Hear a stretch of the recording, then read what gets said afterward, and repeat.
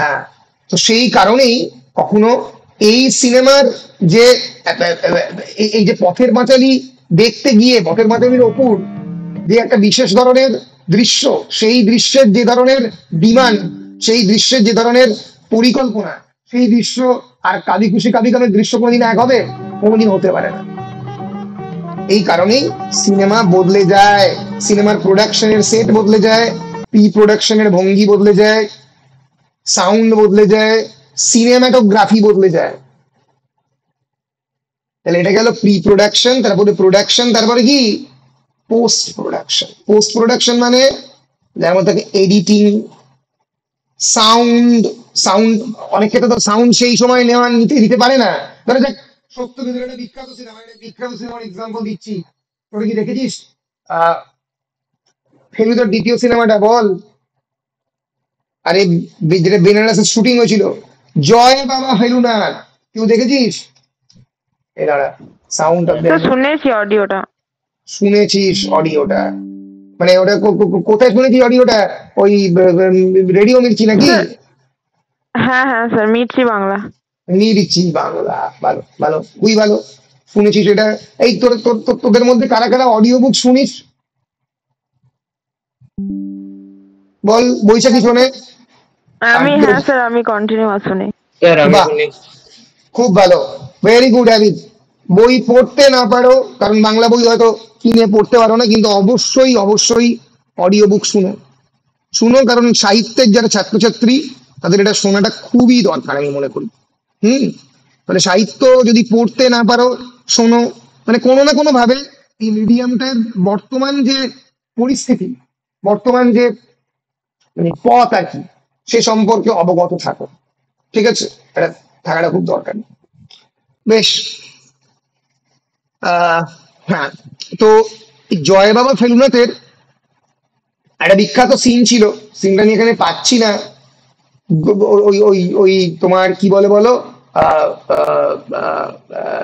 এই আমি একটা ধরো যে দৃশ্য দেখাচ্ছি, জয় বাবা ফেলুনাথ বা সোনার কেল্লা, একটা বিখ্যাত দৃশ্য ছিল যেখানে ফেলুদা ওই তোমার বলো মগনলাল মেঘরাজের কাছ থেকে বেরিয়ে হেঁটে হেঁটে আসছে হচ্ছে তোমার কি বলে মানে ওই কাশির পথ দিয়ে, কাশির রাস্তা দিয়ে।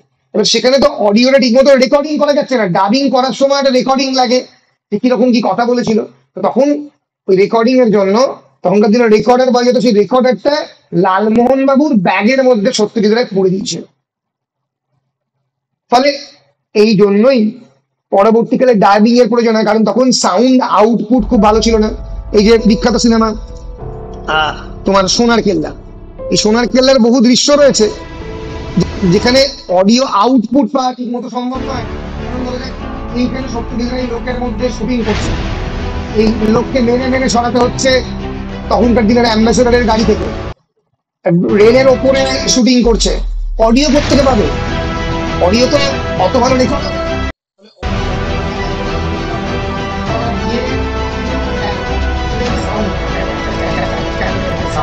সেই সাউন্ডটা নিল, এটা এখনো করে। বহু ক্ষেত্রেই দেখবি একটা মার্ডার সিন হবে, মার্ডার সিনে একটা মরমর মরমর মরমর শব্দ, একটা হাড়ের কিছু একটা শব্দ, সেটা কোত্থেকে করা হবে? সেটা এসেনশিয়ালি ওই কিছু একটা ধরা যাক ভাঙছে, তার সাউন্ডটা শোনানো হলো। So that is also মানে part of cinematic recording, right? That is also part and parcel of cinematic recording. Recording হচ্ছে পোস্ট প্রোডাকশনের পার্ট। পরিষ্কার? তাহলে সিনেমার প্রি প্রোডাকশন, প্রোডাকশন এবং পোস্ট প্রোডাকশন এই তিনটে ভাগে বিভক্ত। বলো পরিষ্কার কিনা? হ্যাঁ স্যার। বেশ, থ্যাংক ইউ। আজকের ক্লাস আমরা শেষ করব আমাদের সিলেবাসের বিষয়টা একটু জেনে। পরের দিন থেকে আমরা এই সিলেবাস অনুযায়ী পড়তে শুরু করে দেব। আমাদের এই পার্টিকুলার ফিল্ম স্টাডিজে মোট রয়েছে কত নাম্বার? 50 নাম্বার। 40 নম্বর হবে এন্ড সেমিস্টার ইউনিভার্সিটি এক্সামিনেশন, আর 10 নম্বর হবে ইন্টারনাল অ্যাসেসমেন্ট। তোমাদের যখন ইন্টারনাল অ্যাসেসমেন্ট আমি নেব জুলাইয়ের শেষে বা অগস্ট মাসে, তখন কিন্তু পরীক্ষাটি হবে 40 নম্বরের। কারণ 30 নম্বর হবে সিসি থেকে নাম্বার থাকবে, আর 10 নম্বর আমাকে করতে হবে ফিল্ম স্টাডিজ থেকে প্রশ্ন। একই প্রশ্ন হবে, 2 ঘন্টার পরীক্ষা হবে, তোমরা আগে জানো, আগের বারে পরীক্ষা দিয়েছ। ফলে 40 নম্বরের প্রশ্ন হবে, কারণ ফিল্ম স্টাডিজ থেকে প্রশ্ন না করলে আমি বুঝবো না, ন্যাচারালি করতেই হবে, এখন পড়িয়ে দিচ্ছি। ফলে ইন্টারনাল অ্যাসেসমেন্টের 10, 5 নম্বরের 2টা প্রশ্ন তখন দেব। মা, দুধ এসছে, দুধ। আর 40 নম্বরের 2 ঘন্টার ইউনিভার্সিটি পরীক্ষা, যেটা তোমরা কলেজে বসে দেবে, কারণ এসএসসির পরীক্ষাটা কলেজে হয়। পরিষ্কার? কিরকম প্রশ্ন থাকে জানো? এসএসসি তে প্রশ্ন কিরকম থাকে? আচ্ছা, ফিল্ম স্টাডিজ এর প্রশ্ন আমি কয়েকটা তোমাদের দিয়ে দেবো। এর আগের বারের প্রশ্নটা তোমরা জোগাড় করেছো? এই বৈশাখী জোগাড় করেছিস? হ্যাঁ স্যার, আছে মনে হয়, দেখবো একবার। বেশ, আচ্ছা স্যার। একটু গ্রুপে যেত বাবা, ঠিক আছে? বেশ, তুই পরে পরে দিয়ে দিস তোরা, হ্যাঁ যাদের স্যার, কাছে যাদের। হ্যাঁ। বেশ বেশ, thank you. So film studies থেকে 5 নম্বরের 2টো প্রশ্ন, 5×2=10। এক্সপ্লেনেটরি কোয়েশ্চেন, সরি, হ্যাঁ, এইটা গুলিয়ে ফেলে, এইটা অবজেক্টিভ, এটা এক্সপ্লেনেটরি, একই হলো আর কি। তো তাহলে অবজেক্টিভ কোয়েশ্চেন 2 নম্বরের 5টা, আর এক্সপ্লেনেটরি কোয়েশ্চেন 5 নম্বরের 2টো বেসিক্যালি, 5×2=10। আর ব্রড কোয়েশ্চেন 10 নম্বরের 2টো লিখতে হবে, 10×2=20। তাহলে এখানে কিন্তু ব্রড কোয়েশ্চেন বেশি আছে, 10×2=20, আর এখানে শর্ট কোয়েশ্চেন আরো 20।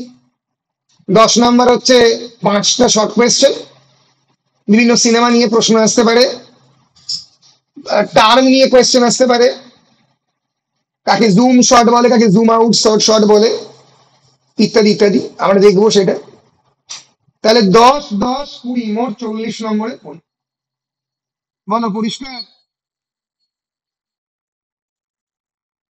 বলো পরিষ্কার কিনা? হ্যাঁ স্যার।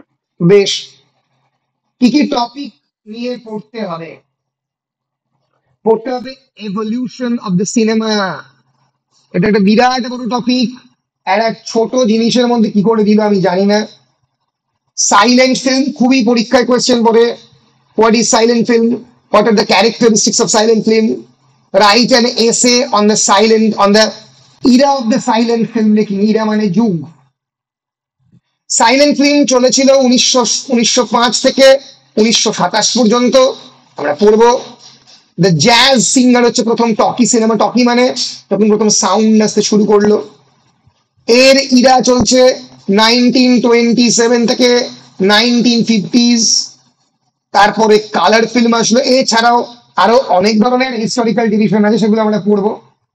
এরপরে কালার ফিল্ম, তারপরে digital age of the cinema, তারপরে 3D, 4D, 5D, সিনেমার ইতিহাস, বেসিক্যালি হিস্ট্রি অফ ইংলিশ লিটারেচারের মতো, history and evolution of cinema. খুব ইম্পর্টেন্ট, প্রচুর প্রশ্ন পড়ে এখান থেকে, যখন বড় কোয়েশ্চেন পড়ে সেকশন 1 থেকে প্রচুর প্রশ্ন পড়ে, সেকশন 2 থেকে এখান থেকে অনেক বেশি প্রশ্ন পড়ে, জন্য এটা এটা আমরা পড়ে নেব ভালো করে। এই প্রত্যেকটা টার্ম, তাকে প্যানিং অফ দ্য ক্যামেরা বলে, তাকে জুমিং অফ দ্য ক্যামেরা বলে, সামনে যাওয়া। প্যান মানে কি? প্যান করা মানে প্যানারোমিক, ক্যামেরাটা ঘুরছে, পুরো সিনটা নিচ্ছে, পড়বো আমরা।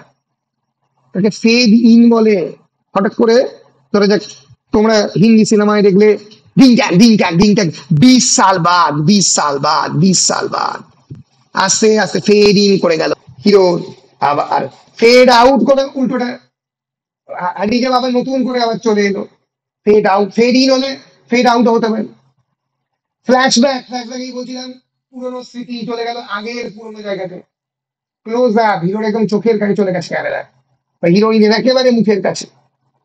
লং শট, দূর থেকে দেখাচ্ছে হিরো হিরোইন হেঁটে হেঁটে আসছে। রিভার্স শট, হেঁটে আসছিল, এবার হেঁটে পিছন দিকে যাচ্ছে, রিভার্স শট। এগুলোর কি কাজ না কাজ, সিনেমাটোগ্রাফি টেকনিক কেন লাগে, আমরা পড়বো। তারপরে অ্যাডাপ্টেশন অ্যান্ড অ্যাপ্রোপ্রিয়েশন। অ্যাডাপ্টেশন মানে কি রে? What is adaptation? Ball. Sir adaptation মানে কোনো একটা নতুন জিনিসের সঙ্গে মানিয়ে নেওয়া বা নতুন কিছুর সঙ্গে মানিয়ে নেওয়া। অ্যাডাপ্টেশন ও যেটা বৈশাখী যেটা মানে বলছে, অ্যাডাপ্টেশন ইজ সামথিং যেটা নতুন কিছু মানিয়ে নেওয়া। এই মানিয়ে নেওয়াটাই অনেকটা সিনেম্যাটিক অ্যাডাপ্টেশনের কাজ। ধরা যাক cinematic adaptation or film adaptation is a transfer of a literary work or a storyline into a cinema. ধরা যাক পথের পাঁচালী কার লেখা, বিভূতিভূষণ বন্দ্যোপাধ্যায়ের লেখা একটা উপন্যাস, সেটা থেকে সত্যজিৎ রায় একটা সিনেমা বানাচ্ছেন। সেটা কি? সেটা একটা সিনেম্যাটিক অ্যাডাপ্টেশন। কেমন করে একটা এক ধরনের literary work has been conceptualised and transformed through a dialogic process, কারণ সিনেমা তো বেসড অন ডায়ালগ। সবসময় সমস্ত নভেলে অত ডায়ালগ থাকে না, ডেসক্রিপশন থাকতে পারে, ফলে স্ক্রিপ্ট লিখতে হবে সিনেমাতে, ডায়ালগ দিতে হবে ক্যারেক্টারদের, দিয়ে তাকে কেমন করে, এবং এই ধরা যাক একটা 24 বছরের ধরে চলা উপন্যাস, একটা হিস্টোরিক্যাল উপন্যাস 24 বছরের টাইম স্কেপ বলছে, সেটা যদি আমি সিনেমাতে দেখাই আমি 3 ঘন্টার মধ্যে দেখাতে হবে। ফলে চুলের পাক থেকে শুরু করে হিরোর বুড়ো হয়ে যাওয়া থেকে শুরু করে পুরোটা খুব তাড়াতাড়ি দেখাতে হবে। সেটা আমি কেমন করে দেখাবো, কেমন করে ইন্টারপ্রেট করব, নিজের মতো করে ব্যাখ্যা করব ডিফারেন্টলি। অ্যাডাপ্টেশনে পাল্টে যায় সিনেমা, অনেক সময় অনেকটাই পাল্টে যায়।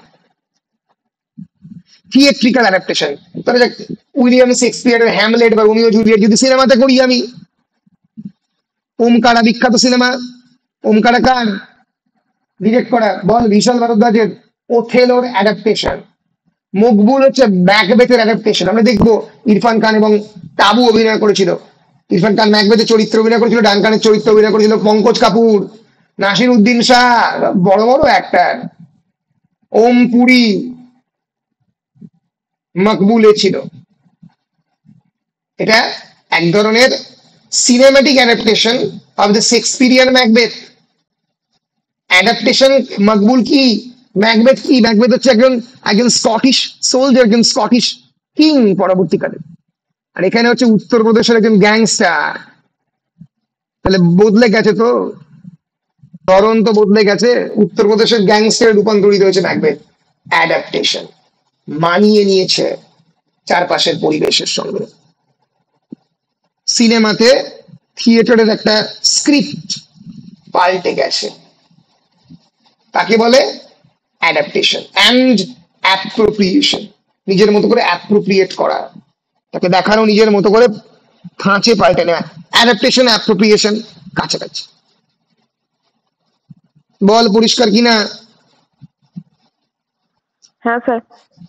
আর ফাইনালি যে তোর সিলেবাসের 4 নম্বর সেকশন হচ্ছে রেসপন্স এন্ড রিভিউ। যদি এখান থেকে এখনো পর্যন্ত আমি কখনো কোনোদিন প্রশ্ন দেখিনি, আসতে পারে 10 নম্বরে। সেটা হচ্ছে রিভিউ। রিভিউ মানে কোনো একটা সিনেমার কথা তোকে আইদার বলে দেবে, বলে না জেনারেলি, বা রিভিউ করতে বলে যে তোর পছন্দের মতো একটা সিনেমা রিভিউ করো। রিভিউ কেমন করে লিখতে হয়, কেমন করে সেখানে ডেসক্রিপশন দিতে হয় প্লটের, কেমন করে প্রথমে বলতে হয় সিনেমাটার ডিরেক্টর সম্পর্কে, লিখতে হয় কেমন করে তোমার যে মতামত সিনেমা সম্পর্কে তুমি সেখানে দেবে। বেসিক্যালি এর জন্য সিনেমা দেখাতে হবে, appreciation, film appreciation programme to be arranged. অর্থাৎ তোমাদেরকে ক্লাসের মধ্যে করে সিনেমা দেখাতে বলা হয়েছে, সেখানেই দেখাবো, ক্লাসের মধ্যে দেখাবো, ডিসকাস করব। এই রেসপন্স এবং রিভিউ কেমন করে লিখতে হয়, তাহলে তুমি কাগজে দেব দেবের বাঘা যতীন রিলিজ করা সিনেমা, সেটা নিয়ে রিভিউ করবে। তাহলে তোমাকে হিস্টোরিক্যাল বাঘা যতীন এবং সিনেমাটিক বাঘা যতীনের তুলনা করতে হবে। তো সেই যে টেকনিক গুলো কেমন করে করবে, তার জন্য হচ্ছে রেসপন্স এবং রিভিউ। সিনেমা দেখাতে হবে, বোঝাতে হবে, তো তাই নিয়ে 4th section response and review. এই হচ্ছে 4টে section: evolution of the cinema, cinematographic technique, adaptation and appropriation, response and review. এই নিয়ে তোমাদের সিলেবাস, তোমাদের পরীক্ষা। 40 নম্বরের এন্ড সেমিস্টার, 10 নম্বরের ইন্টারনাল অ্যাসেসমেন্ট, 50 নম্বর, মোট 2 ঘন্টা পাবে এন্ড সেমিস্টারে। কাকে সিনেমা বলে, কাকে টেক্সট বলে, সিনেমা কত রকমের হতে পারে পরের ক্লাসে আমি লেবরলি আলোচনা করব। Pre production, production, post production. আজকের ক্লাসে আমরা এই বিষয়গুলো নিয়ে আলোচনা করলাম। পরের ক্লাসে আরো ভিতরে ঢোকার আমরা চেষ্টা করবো।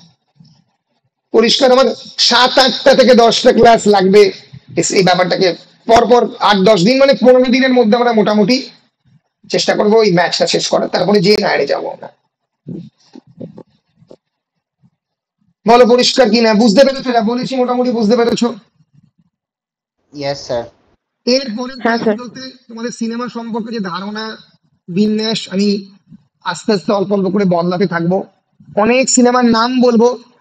আচ্ছা, একটা আমার রিকোয়েস্ট, যে সিনেমাগুলো আমি অনেক সিনেমার নাম বলবো, কিন্তু এই কয়েকটা সিনেমা তোমাদেরকে দেখতে বলবো, মানে মাস্ট রেকমেন্ড। সেই সিনেমাগুলো কিন্তু দেখতে হবে। সেটা ওটিটি প্ল্যাটফর্মে দেখতে পারো, টরেন্টস থেকে আমাকে ডাউনলোড করে দিতে বললে আমি ডাউনলোড করে দিতে পারবো, টেলিগ্রাম থেকে তোমরা দেখতে পারো। মনে করো সিনেমাগুলো একটু তোমাদের মাঝে মাঝে দেখতে হবে, ঠিক আছে? তাহলে আগামী 1 মাসে 7টা-8টা সিনেমা দেখো, রোজ দেখতে হবে না, মাঝে মাঝে অল্প অল্প করে একটা একটা সিনেমা দেখো। এইটা একটু দেখতে হবে, দেখলে একটু ধারণা জন্মাবে সিনেমা সম্পর্কে। বিশেষ করে এই ভদ্রলোকের, তোমরা ভদ্রলোকের নাম জানো, ক্রিস্টোফার নোল্যান, CHRISTOPHER। তার তৈরি করা কয়েকটা সিনেমা, বিশেষ করে এই ডার্ক নাইট এবং ডার্ক নাইট রাইজেস এবং ইনসেপশন, এটা স্বপ্ন বিক্রি নিয়ে সিনেমা, স্বপ্ন চুরি করা নিয়ে cinema, it's a brilliant cinema. এই সিনেমাগুলো আমি একটু দেখতে বলবো এখন থেকে। যদি ইনসেপশন আর আরো অনেক সিনেমা রেকমেন্ড করবো, রেকমেন্ডেশন ক্লাসের মধ্যে চলতে থাকবে, বলবো এটা দেখো। 2010 science fiction cinema, science fiction action cinema. এখানে বেসিক্যালি লিওনার্দো ডিক্যাপ্রিও, পৃথিবীর অন্যতম শ্রেষ্ঠ অভিনেতা, he is a professional থিপ who steals information by infiltrating into the subconscious of his target. তো টার্গেটের অবচেতনের মনের ভেতর ঢুকে গিয়ে স্বপ্ন চুরি করে। ধরা যাক আমি আম্বানির এই যে জিওর যে স্বপ্নটা, মানে সে ইন্ট্রোডিউস করবে এবং এত অল্প টাকায় ডেটা দেবে, এই স্বপ্নটা সে তো দেখছে বহুদিন আগে, 2015-16। আমি তার মনের ভিতর ঢুকে পড়লাম, সেই স্বপ্নটা চুরি করে আমি কোনো একটা বড় বিজনেস ব্যাংকে বিক্রি করে দিলাম। আমি নিজে সেটাকে করতে পারবো না, কিন্তু কোনো একটা বিজনেস ব্যাংকে বিক্রি করে দিলাম। তাহলে স্বপ্ন চুরির তো একটা ভ্যালু আছে। তোমার ভিশন চুরি করছে, তাই নিয়ে সিনেমা, একদম অন্যরকমের সিনেমা, মাথা গুলিয়ে দেওয়া সিনেমা ইনসেপশন। তাহলে ইনসেপশন আমি দেখতে বলবো, ডার্ক নাইট রাইজেস দেখতে বলবো, ব্যাটম্যান নিয়ে সিনেমা, এবং ডার্ক নাইট। এই 3টে সিনেমা তোমরা তোমাদের মতো করে দেখো। কেউ দেখেছো এখানে? কেউ আছো যারা এই 3টে সিনেমা দেখেছে বা 2টো সিনেমা দেখেছে? আমি ইংলিশ একটু দেখি। ইনসেপশন দেখেছো তাই তো? উদয় শঙ্কর, ওরে উদয় শঙ্কর কি বললি? স্যার বলছি ইন্টারস্টেলারটা দেখেছি। ইন্টারস্টেলার দেখেছো? খুবই ভালো সিনেমা। ইনসেপশনটাও দেখো, ইনসেপশনও দেখো, ডার্ক নাইট দেখো, আর ডার্ক নাইট রাইজেস দেখো। ব্যাটম্যান সম্পর্কে তোমাদের ধারণা বা বদলে যাবে। কিছু না পারলে ইউটিউবে ক্লিপিংস দেখো, ট্রেলার দেখো। একটা চোখ তৈরি হয় সিনেমা দেখার জন্য। বেশ, তাহলে আজকের ক্লাস কি এতদূর রাখবো নাকি আরো এগোবো? আর এগোলে বদহাবিম হয়ে যাবে নাকি? আচ্ছা হ্যাঁ স্যার। বেশ, তাহলে এখানে আমি রেকর্ডিংটি বন্ধ